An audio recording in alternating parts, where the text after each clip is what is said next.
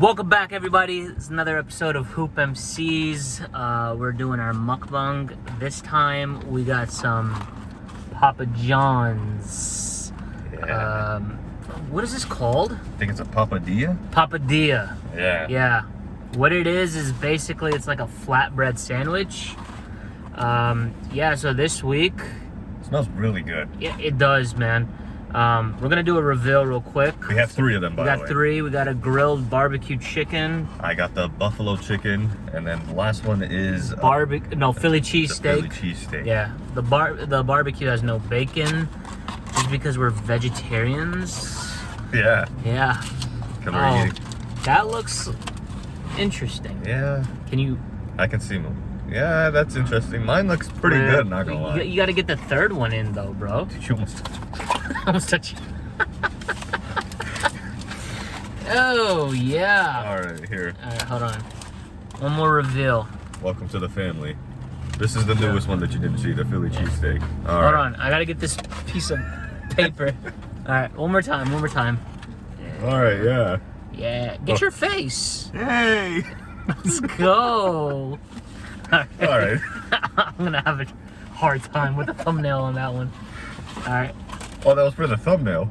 Yeah. I thought you just wanted to be friends. No, that's how I get the thumbnail. Okay. All right. We're gonna save the Philly one for last because that's probably gonna be the best one, right? That's how we're gonna do it. Okay. Yeah, that's fine. Okay. So I'll split. I'm gonna give you one. Okay. Which one do you want? There's a significant size difference here. There is. You take the bigger one. You sure? Yeah, I don't mind. That means a lot. That does mean a lot. But we do got sauces as well. So I got a barbecue. You got a ranch. Do you care if I dip in yours? No, I honestly only want the ranch. Okay, that's fine. That's fine. Anyways, this week, make sure you're in the shot, man. Yeah, my bad. So this week, in terms of basketball, we're gonna be talking about the Netflix special that came out recently, Malice at the Palace, which was based on the, I believe, 2004. Mm-hmm. Yeah, the 2004 brawl between the Pistons and the Pacers. So it came out on Netflix. We both watched it.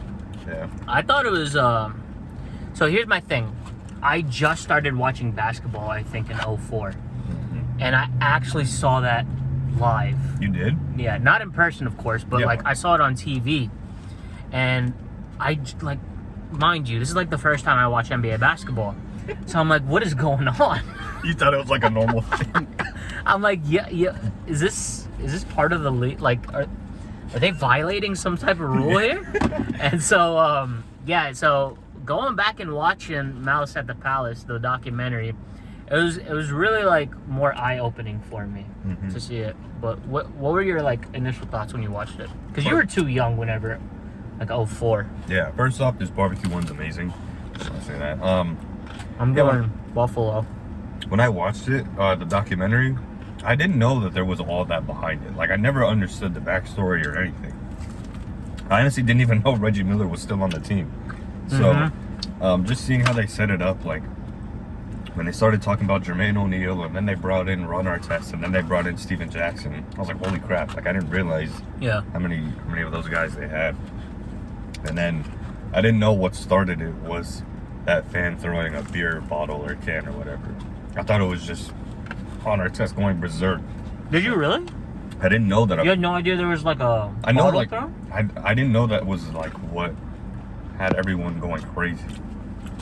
Like I thought it was a fight, and then fans like started throwing stuff, and then he jumped in after like the fight between him and Reggie. Because I didn't see the full fight. Well, I mean, that's exactly what happened, though, wasn't it? No, I meant like I thought that dude threw a bottle because I think. Like, Ron Artest, obviously, he hard fouled Ben Wallace. Ben Wallace shoved Artest in the face, so things started getting a little bit hectic. Yeah. Then he threw the bottle, and that's when everything, like, that's when all the chaos happened. Yeah, I didn't know things died down, and then someone threw a bottle. Oh, okay, I see what you're saying. You thought it was just escalation the whole time. Okay. Yeah, one thing that I didn't know was the history between the two teams leading up to that. Yeah, I didn't know about that. So obviously they did a really good job capturing it. Like, I liked how they brought in everybody's story into the team. Like, it was really cool. Yeah. Which character did you like the most? Steven Jackson. Steven Jackson. Yeah, he was like, I got your back, fam. Or what he say? He's like, I didn't care about no suspension. Yeah. So I ain't gonna kiss no ass. Yeah, bro. I just went up there. He was definitely the realest character on there. He was like had everybody's back. Oh yeah, that's what. He was walking back to the locker room and he's like, I got your back, fam. I was like, dude, you just brawled with like 30 fans and that's what you say. What did you think about them saying that event essentially ruined all of their, not ruined, but like played a huge role into like what happened with all of their careers? Do you agree with that? Yeah, because I mean, Ron Artest for the rest of his career looked like a bad guy. Jermaine O'Neal, I think he was the only one who recovered, because Steven Jackson still had that narrative to him. Jermaine O'Neal recovered? What do you mean? Like his narrative, or his, like how people perceived him. Oh, okay. Well, I meant more so of like their career. Like, like I think Jermaine had like maybe 2 more years at an all-star level. Yeah. And then he just started getting like traded. He was hurt. Then essentially, like it went downhill really quickly for him. The only person's career really ruined was Reggie Miller's. Well, it didn't ruin his career, but it ruined his shot at an NBA title. Yeah, that's what I mean. Yeah, he got screwed the most, I think, for sure. Yeah, and that sucked. Like, I didn't know that happened. So that sucked. Yeah. I felt bad for him. They ended up making the playoffs, despite all those suspensions. Yeah, and then they lose to Detroit still. Yeah, they went to the semifinals and lost to Detroit. That must have been awkward. Yeah. Also, it's something that I didn't know. I had no idea the Palace, like, got essentially taken down. Did you see that at the end? No, I didn't. Oh, I guess. That's what you didn't tell me. In 2017, they took down the actual stadium. Really? Yeah. Why? I mean, they were just going to relocate. Oh. So, yeah, they took it down. Real quick comment about these. What do you think? You finished one. The barbecue was really good. I'm about to try the buffalo. I just did the buffalo. The buffalo was really good, too. You want some of the ranch? Yeah. So, one thing that I also wanted to mention about the documentary was Ron Artest basically, he acknowledged when he won a championship with the Lakers, he said that he just felt like a coward by requesting to be traded. Essentially, the season after, because he got suspended the whole season, so he requested to be traded from Indiana. Yeah. And a bunch of his teammates called him like a coward. Oh, God.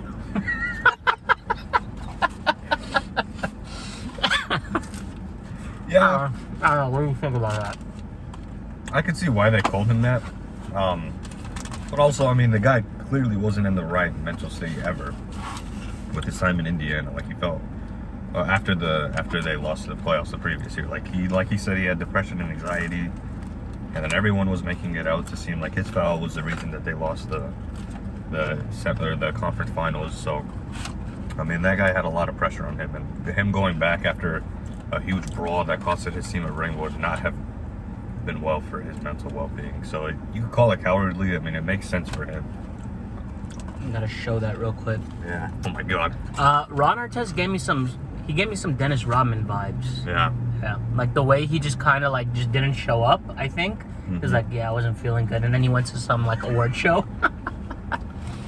I don't know what that was about. He even said on the award show, he's like, I don't know what I'm doing here, but here we go. Another person, I just want to talk real quick. The person something that didn't make sense was the cops. Those motherfuckers weren't there, so I already dropped the F-bomb. Yeah, what's that all about? The F-bomb. My bad. I'm kidding. I forgot about that. But they literally were non-existent, and then they tried macing Ron Artest and not recognizing Reggie Miller. Like, that was one of the, I don't know how they still even have a job to today. That's such a typical thing that would still happen in today's world. I know. Yeah. And then the fan who almost died to Jermaine O'Neal, that was his fault, and he tried to play the victim. Yeah. And he got taken away in a stretcher. I started cracking up when he was on the stretcher. He was on a stretcher? That was him on the stretcher. Oh, he was like all doozy and stuff, like he couldn't keep balance, right? Yeah. Yeah. So I thought The fans and the cops made zero sense. All of them were, and the analysts calling them all thugs. I don't know. Yeah. It just had. I felt like a lot of. The perception was like, honestly, wrong. Like it definitely had some racial undertones to it. Honestly, the only hood guy there was like Steven Jackson, but I feel like Steven Jackson wasn't even hood. He was just like, yo, I'm down for the cause, and that was it. But what did you think about like the suspension lengths? Do you feel like it was appropriate, or like do you think Ron Artest should have been? Let's start off with Ron. Do you think he deserved to be suspended the whole year? I think they should have given him maybe like 60 games, but not the whole year. 60? That's damn near the whole season. Yeah, but he has a chance to come back in the playoffs and shit. Well, but the whole year didn't make sense to me. Like Myles Garrett, he smacked somebody with a helmet recently. I don't know if you remember that. Yeah. He came back the following season, but I'm sure. Oh, he was out the whole season? Because it was like towards the end of the season. Like I think there was like 2 games left. Okay. I'm sure if the season was longer, he's not being held out the rest of the season. Yeah. And there's been things that players have done worse, like outside of the court, where they're just fine. Man, it's interesting to see, like, back then with that event to like today's NBA. You know how a lot of people criticize, like, oh yeah, man, the league's soft, like these players get technicals for no reason. Yeah. I feel like that event triggered essentially all to what today's NBA league is about. So I mean, like, it puts perspective onto things, that documentary. Yeah, it's whether you want to agree with it or not, it's a monumental moment for the NBA history because it changed how everything was. Yeah. I mean, like, as far as, do you remember any other time, like, back then, before the Malice at the Palace, did any NBA players ever go into the stands, or was that the only time? I think that's the only time, because all the broadcasters were like, there's golden rule number 1, you don't mess with the fans or whatever, no matter what happens. So, and they never compared it to anything. So we're done with the buffalo and barbecue. The buffalo was amazing. I liked it better than the barbecue. You had barbecue first? Yeah. Okay. Yeah, I think I like buffalo more. Yeah. But we'll give our actual numbers at the end. Good call on this. We still got the Philly cheesesteak. Yeah, so I guess you want to use the Philly cheesesteak to bounce to another topic? Or Yeah. Okay. No, so yeah, we recommend y'all to go check out Malice at the Palace on Netflix. Go ahead, show the fans. Yeah. You know what? This doesn't do it justice, man. Oh, yeah. Watch out. Look at that. The sun is like all right on it. Do you want the garlic? Looks like lettuce is only in here, but I promise you there's meat. What? Do you want the garlic? Because I don't want it. No. Okay. Another thing that was relevant recently was the LeBron James not being recognized by what was it, like executives and scouts? Yeah. Like he didn't receive any votes as the best player in the league. And then LeBron, being LeBron, of course, went ahead and like just threw out some subliminal stuff like, what did he say? He was like, even more motivation or some shit like that? Yeah, he's like adding more fuel to the fire, or wash the king or whatever. And like, here's my thing. What is it, year 19? Yeah. Approaching? Yeah. Year 19, man. Like, just relax. You're the best player in the league for like the past 10 plus years. And you're not the best player. Yeah, I agree. I think he's trying to force that narrative for some reason. No, he is though, but because he did that with like the whole Russell Westbrook stuff. Like, yeah, nope. I don't understand. Like, yeah, we got a bunch of old guys, but we're still gonna kick y'all's ass, dude. Nobody doesn't agree that you guys aren't probably the best team in the West. Pause. This is fire. Yeah, it's so good. Yeah, this is literally like a Philly cheesesteak. I know. That's probably why they call it a Philly cheesesteak. Yeah. But yeah. On the topic of LeBron, where do you rank him going into the season? I feel like we talked about this, or at least with the best player. And I think you and I are like, we're in agreement that it's either between Giannis and KD. You probably lean towards KD. Yeah. I think I'm still leaning a little bit towards Giannis. But do you place LeBron as number 3, 4, 5, or where? Probably 3. I have him at 5. Really? I got Luka ahead of him, and honestly, in my opinion, I feel like Harden is ahead of LeBron James as well. Yikes. You don't think so? Mm-mm. Which one? Both? Both. Really? Okay, what would you say if I told you that Steph is ahead of LeBron? I feel like he's the only one who can make an argument. Really? Yeah. He didn't make the playoffs. LeBron got bounced in the first round, and so did Luka. Yeah, well, And Harden basically didn't play in the playoffs. he did, but like Luka at least was balling the hell out. Yeah. Unlike LeBron was like, he wasn't even hurt. Really? I mean, I don't think he was 100% either. Yeah, that's another thing.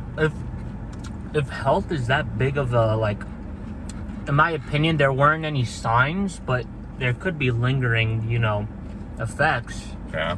So, like, why should we consider you to be, like, close to number one? That's why I have him closer to 5 than 1.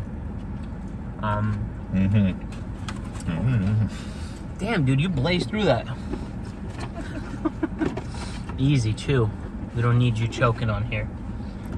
Last thing we want to talk about is the NBA 2K ratings.